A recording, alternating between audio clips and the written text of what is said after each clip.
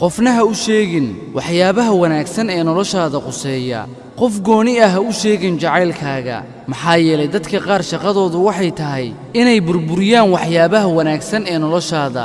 iskaga tag qofna ha u sheegin tegitaankaaga ku noolow qiso jacayl ah oo dhaba oo cidna ha u sheegin qisadaada quruxda badan haddaad u sheegtid qofka ku xanuunjinaya waxaa imaan doonta maalin uu sirtaadii kugu dhaawici doono haddaad u sheegtid sirta ilintaada waxaa tusaysaa sidii uu isaga kaaga oohin lahaa maalin kale sidaa awgeeda naftaada u samay qasnado siro ah oo aad gashato arrimahaaga wanaagsan qofka kaa khafiifinaya murugooyinkaaga oo kaagala qayb qaadanaya culeysyadaada qofkaasi oo kale weligaaga ha dayicin oo ha ka tegin maxaa yeelay way yar yihiin kuwaasoo kale zamankan la joogo